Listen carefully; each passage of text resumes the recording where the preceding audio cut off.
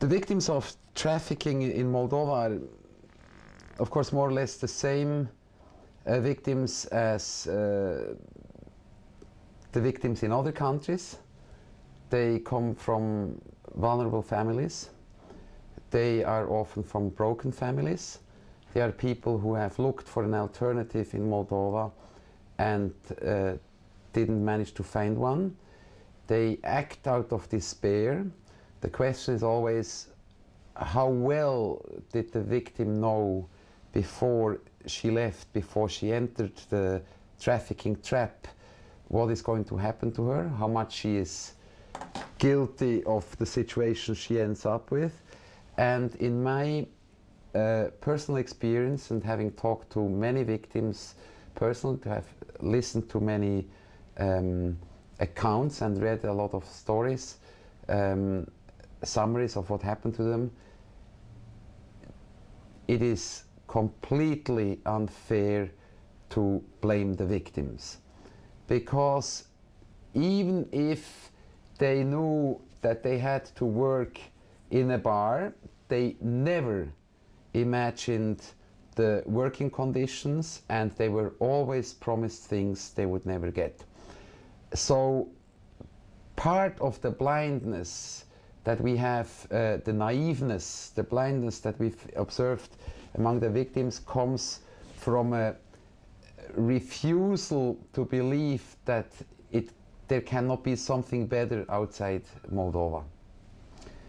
Yes, they're naive, they're vulnerable, and they're in despair. Maybe the best way to summarize despair is in cases that I've talked to where they actually knew that they would have to work as prostitutes.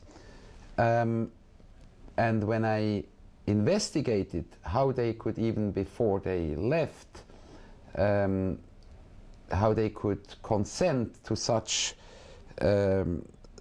a situation, it was clear that given their situation at home with a sick mother, a younger brother who had to go to school, and just being responsible for the family, that whatever she did as a sacrifice.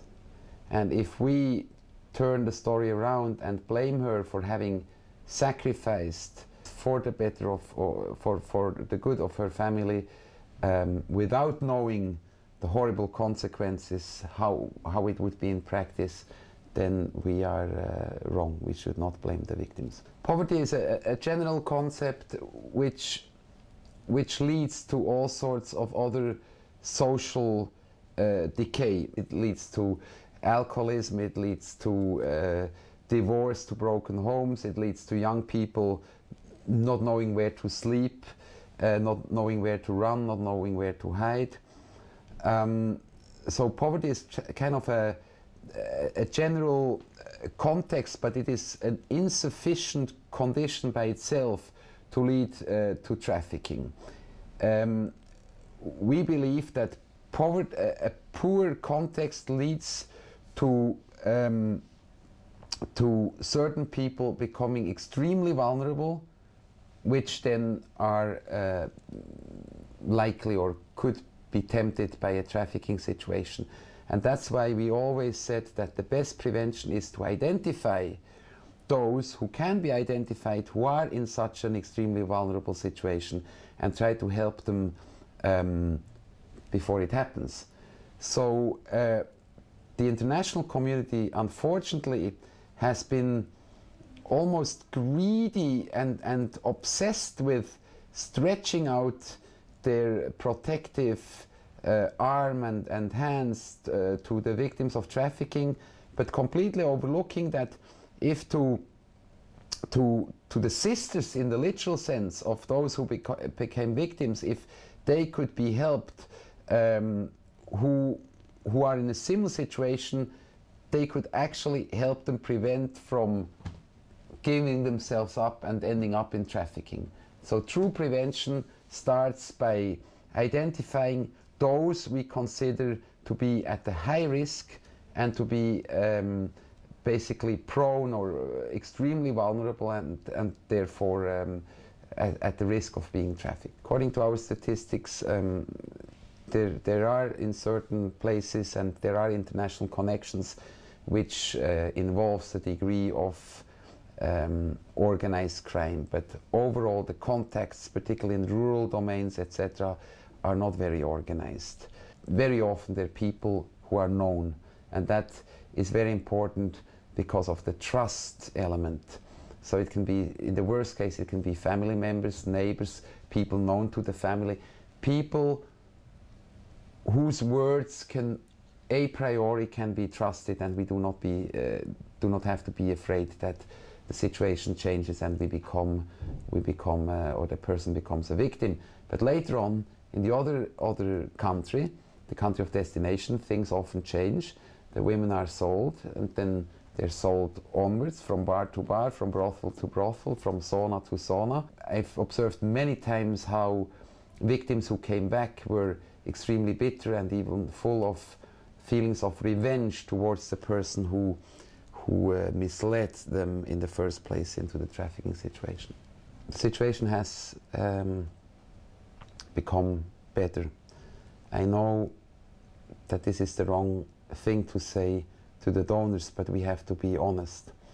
It has become better on two levels. First of all, we used to have, not many years ago, many victims from the Balkan states. The situation, our statistics show it, has changed there. There's very few victims from the Balkans these days.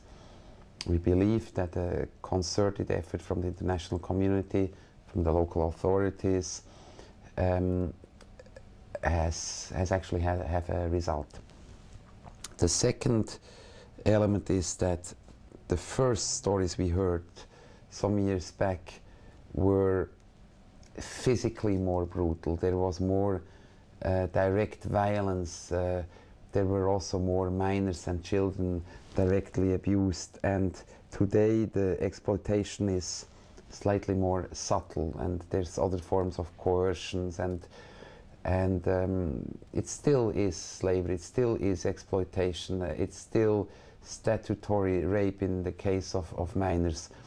But the most important thing for us, and in relationship to what I said about prevention, is that it still affects those who are the most vulnerable, who are the most at risk here in Moldova, and we expect from us, from the international community, that we help them now and not later when they return from the trafficking experience.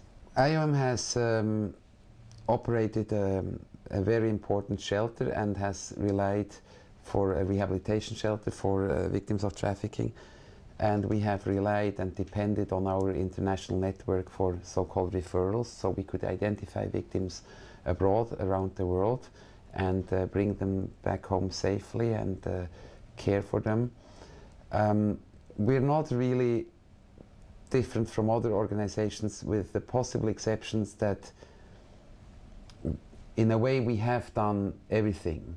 Right now, when I say everything, we have worked on the three classical pillars, which are summarized as the 3P: prevention, protection, including direct assistance, and prosecution, by working with the judiciary and the police in the prosecution and criminalization of the trafficking phenomenon.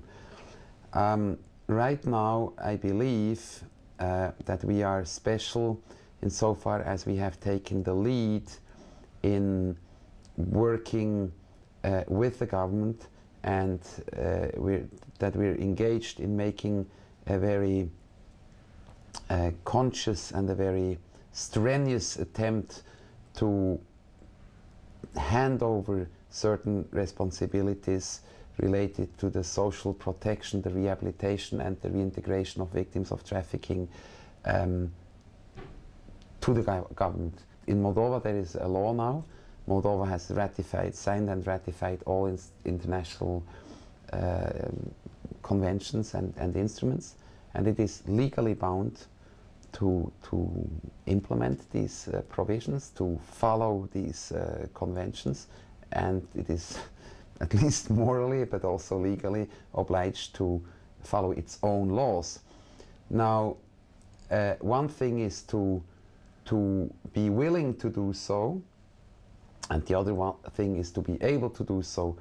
We are already extremely happy to see that there is a willingness, particularly in the Ministry of Health and Social Protection, to assume this responsibility and to understand that this is an obligation that needs to be fulfilled and taken seriously. The same is true with the Ministry of Foreign Affairs, with its work in the context of repatriation of victims, but also with its presence abroad, including in countries of destination where the ministry or the consulates should proactively help and interfere in freeing Moldovans who are detained or who are kept as slaves, so to speak, and then to safely return them.